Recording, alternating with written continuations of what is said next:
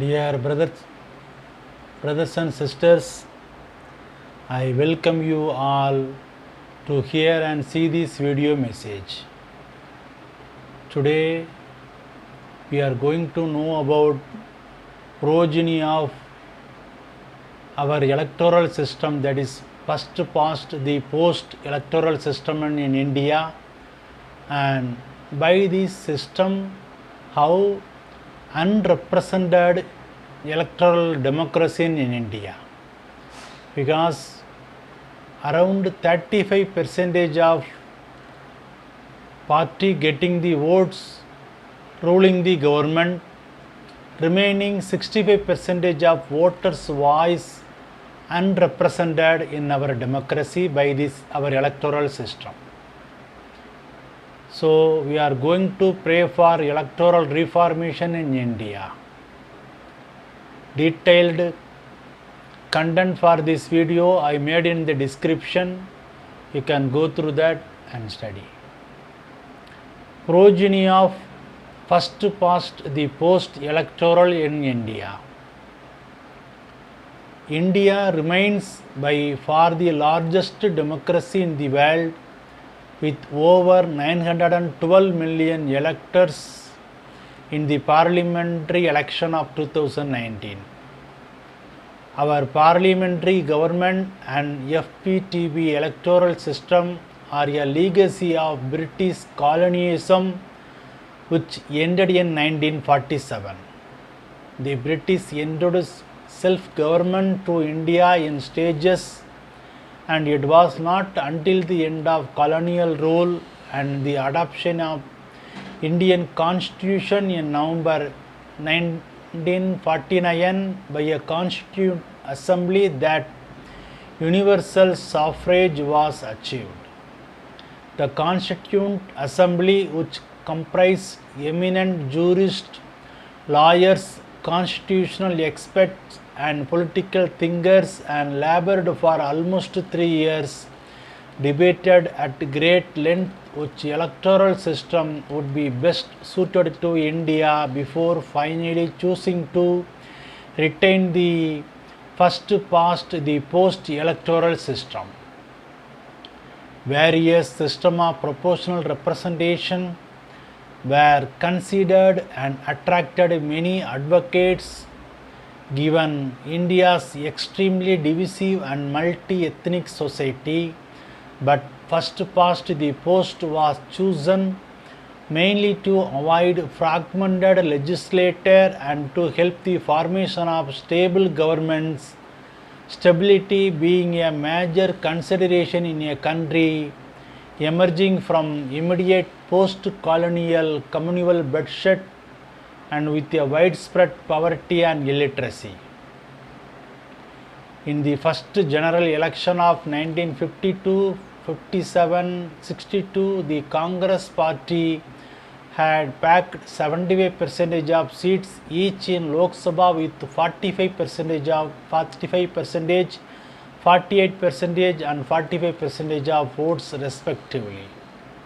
In 1967 and 1971, the Congress won 54% and 68% of total seats with a vote share of 40% and 44% respectively.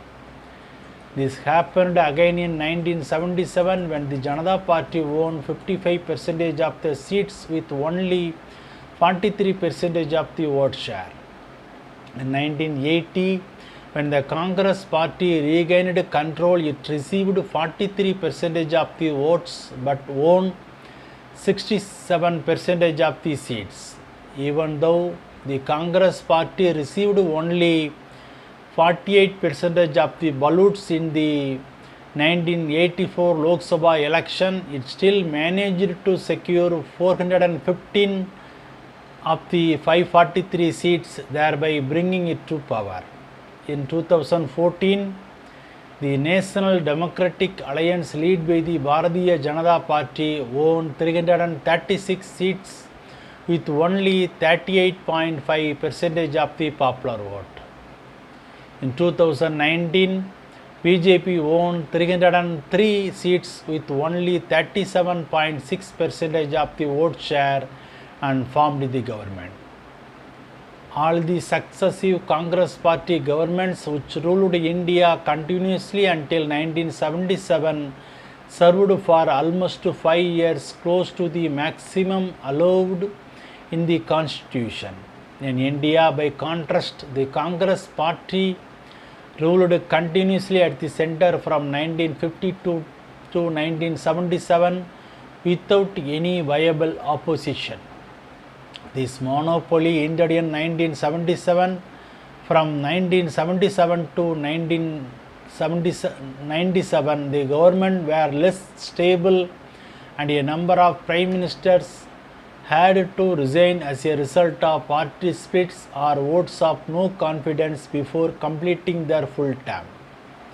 Since 1997, a period of stability seems to be emerging again now under coalition of parties.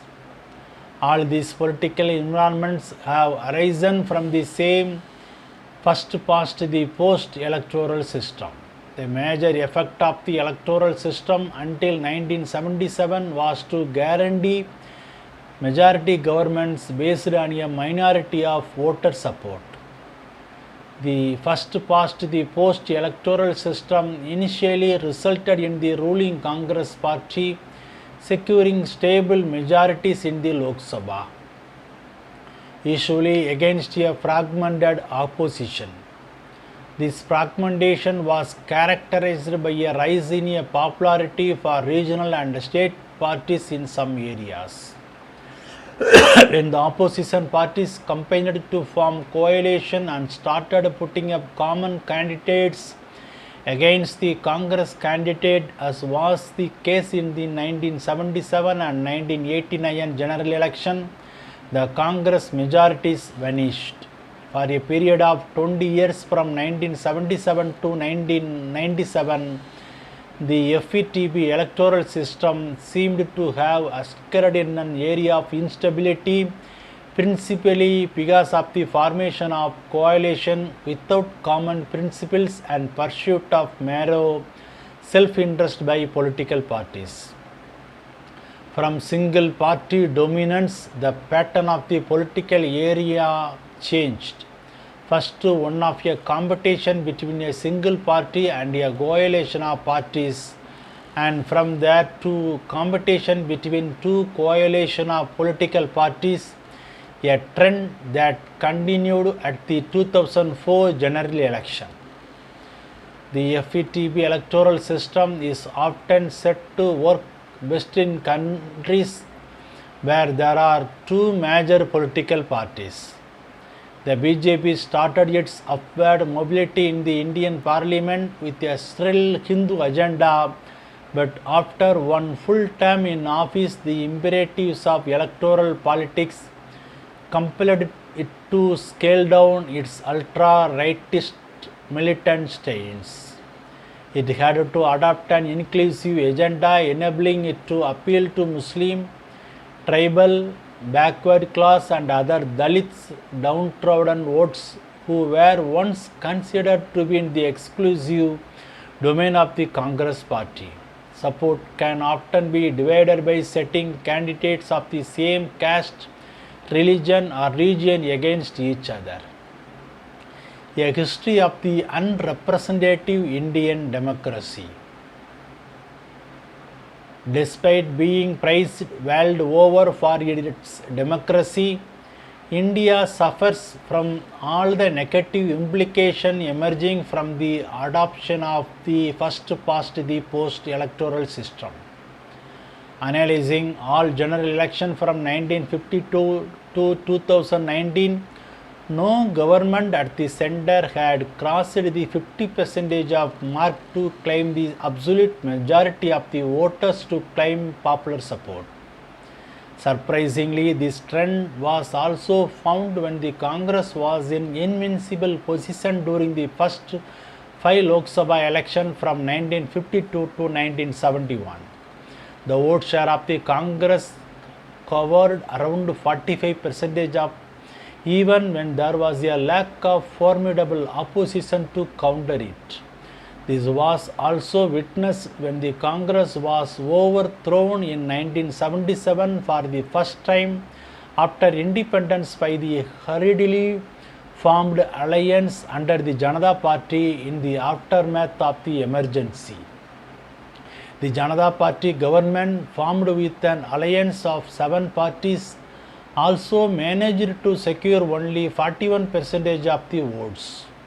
Even in the Congress wave in the 1984 general election after the assassination of Indira Gandhi, the party could not get a majority of the votes despite winning a historic 404 of the 533 or 75% of the seats in the Lok Sabha. The party only received 49.1% of the vote share. In such a scenario, the will of the actual majority of voters is substituted by the will of the minority of votes. The same was reflected when the coalition government of the National Front, the National Democratic Alliance and the United Progressive Alliance governments were formed. Interestingly, even when the BJP has emerged as the central pole in Indian politics, its vote share in 2014 and 2019 stood at 31.34% and 37.36% respectively. In India, a political party normally forms the government with a vote percentage of just above 30% of the total votes polled in the state election or the national election. The losing political party may not be lagging behind, but a margin of 1 or 2% of difference. In the state assembly election of 2007 in Uttar Pradesh, the Bahujan Samaj Party secured 206 out of 403 seats with 30.43% of the votes, while Samajwadi Party won only 97 seats with 26.07% of the votes. In the assembly election of 2012 in the same state, there was reversal. The Samajwadi Party won the election with 224 seats for 29.29% of votes, and Bahujan Samaj Party won only 80 seats with 25.95% of the votes. India is the largest democracy of the world, but now about 464 political parties have contested the 2014 election, but a majority of them have no role in governance. The 6 national political parties, Indian National Congress, BJP, Bahujan Samaj Party, CPI and CPM-M and NCP, have disproportionate representation in Lok Sabha seats as per their vote share.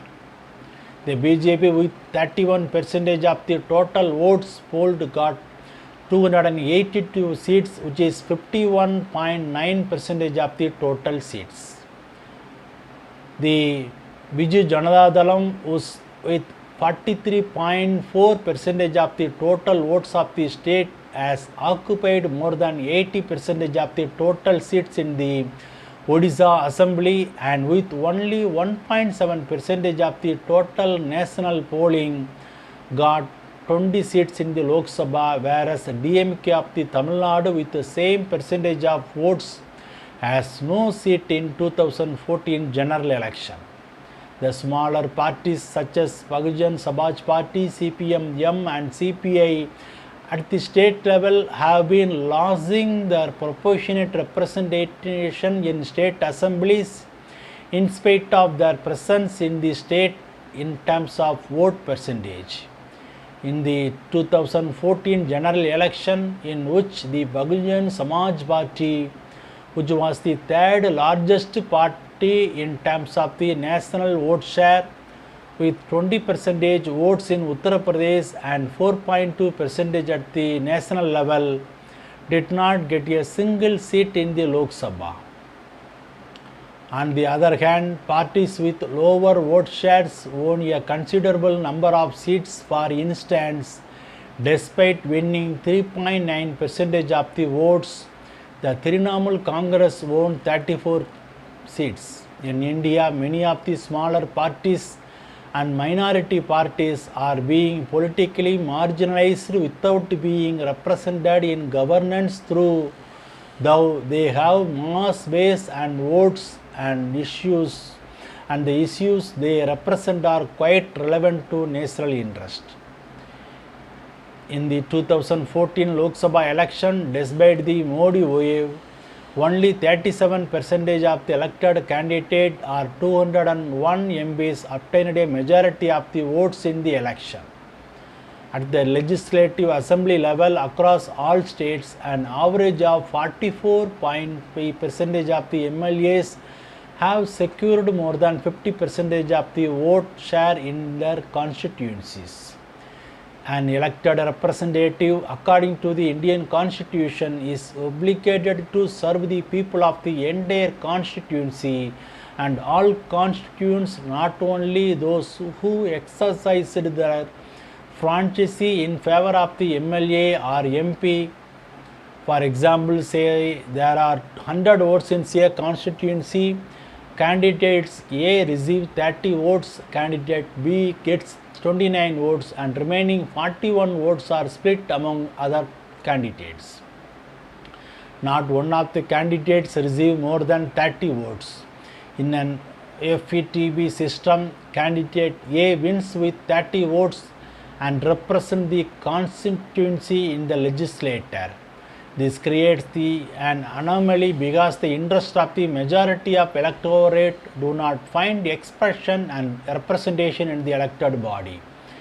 Using the same example, in the FETB system, the interests and views of the 70 voters who did not vote for the winning representative often go unattended because the elected representative tends to pay more attention to those who voted for them. The representative is often compelled to indulge in vote bank, competitive politics or sectorial politics to remain popular and ensure re-election in the next round. Even political parties have to resort to populism and vote bank politics to remain politically relevant. Therefore, under FETB, the 70 votes remain passive. Because of the first past the post electoral system, the opposition has been eliminated or reduced to a minimum several times in the past. In India, no political party has ever before crossed the halfway mark with a vote share of only 31% of the previous lowest vote share for a single party majority party was in 1967 when the Congress won 283 out of 520 seats with 40.8% of the aggregate votes polled. The situation was the same in various states in the general election. On the 16th Lok Sabha in 2014, in Uttar Pradesh, where the Ferguson Samaj Party is strong, the party managed 20% of the votes but failed to win a single seat. In Tamil Nadu, the Dravida Muneta Kalagam and its allies got 25% of the votes and yet won no seats. In Odisha, the Congress got 26% of the votes but no seat, while the BJP got 22% of the votes and 1 seat.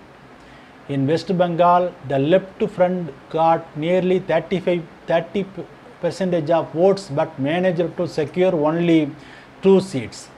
This, in any rational analysis, should imply that there is something imperfect in the Indian electoral system.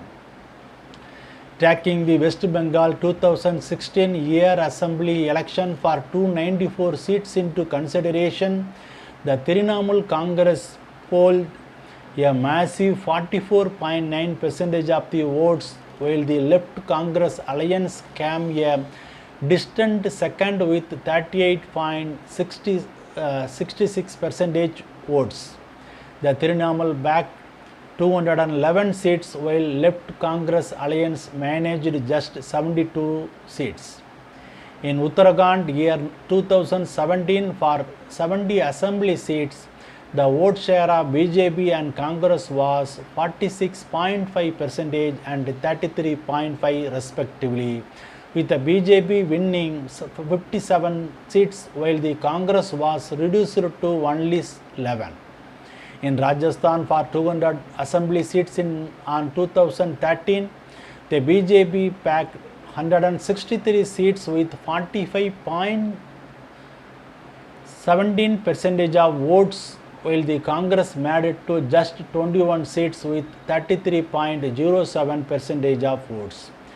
In the 2018 election in Tripura, for 60 assembly seats, the BJP garnered 36 seats with 43% of votes, whereas the CPI-M got just 16 seats with 42.7% of votes.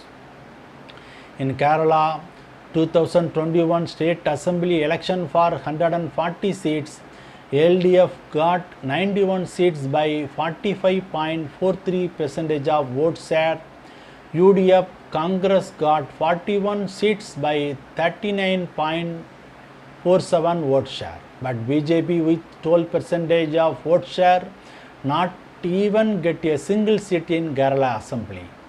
In Tamil Nadu 2021 State Assembly election for 234 seats, DMK got 133 seats by 37.3% of vote share. Congress got 18 seats by 4.26% of vote share. But Nam Tamilar Katchi, Makkal Needhi Mayyam not get a single MLA seat even though they have vote share of 6.89% and 2.62% respectively. If proportional representation electoral applied, then DMK was get only 87 seats and Congress 10 seats according to their vote share, but Nam Tamilar Katchi and Makkal Needhi Mayyam will got 16 MLAs and 6 MLAs for their vote share. Recent Karnataka May 2023 State Assembly election for 224 seats, Congress got 135 seats by 42.88% of vote share. BJP got only 66 seats by 36% of vote share, and Janata Dalam Secular got 19 seats by 13.29% vote share. If proportional representation was amended, then scenario will differ. Then maybe coalition government will form with BJP 80 seats and Janata Dalam Secular 30 seats with individual candidates. By our FETB electoral system, opportunities lost for BJP government. So by this analysis on first past the post electoral system, there is absolutely no link between the vote share obtained by the political parties and the concomitant number of seats secured. For instance, in the 2014 general election in India, Bharatiya Janata Party had 31% of the vote share, but this translated into almost 52% of the total seat in the Lok Sabha. A 19% of the vote share for the Congress, however, meant only 8% of the seats, that is 44 MPs. If the proportional representation applied on election, Congress would be get 103 seats in 16th Lok Sabha and get the official opposition position, and BJP got 168 MPs in Lok Sabha. Again in 2019, 37% of the vote share of the BJP converted into 56% of the Lok Sabha seats, 303 seats to BJP, but Congress retained its vote share as 19.5, but only got 52 seats from 44 in 2014. If proportional representation electoral system was implemented, In 2019, BJP got only 201 MPs in Lok Sabha. Thus, the first past the post mostly manufactures majorities by exaggerating the share of seats of the leading party, while it simultaneously penalizes smaller parties, particularly those whose support is partly dispersed. One can categorically state that there has been no proportionality in terms of votes polled and seats secured, and this is the direct result of the first past the post electoral system. Former Chief Election Commissioner of India S.Y. Koiresi proposed to have German model of mixed proportional representation system with half PR proportional representation and half first past the post proportional representation to replace the present 100% first past the post representation in practice. International IDEA, an institute of electoral system, says around 90 countries in the world have party list proportional representation and mixed proportional representation as the most widely used electoral system, with voters having 2 votes each and one for constituency leader and one for the party. There are many new democracies such as South Africa and Nepal who have opted for PR, and it has been proved better than FETP in building inclusive democracy. For last 70 years, there has been a debate over the many limitations of first past the post, and many parties such as CPI and CPIM and Shiromani Akali Dal, DMK, Samajwadi Party, Samajwadi Janata Parishad, Lok Satta Party and AAP have been demanding PR for a long time. The leader of the Dravidian movement, C. Annadurai, had argued for PR. It is being reconfirmed by Karunanidhi after the DMK defeat in 2014 without a single seat in the parliament. The 117th report of the Law Commission of India has also suggested for electoral reform by adopting proportional representation. However, proportional representation is not a panacea to all our problems, but our representative democracy has a close link with electoral system, and countries with proportional representation have established more inclusive democracy, better human development and social security standards. In FETB winner take all systems, power can shift from one majority government to another. It encourages the hyper-partisanship and politicians to focus on immediate political advantage at the expense of long-term issues, and it contributes to policy lurch when one government replaces another.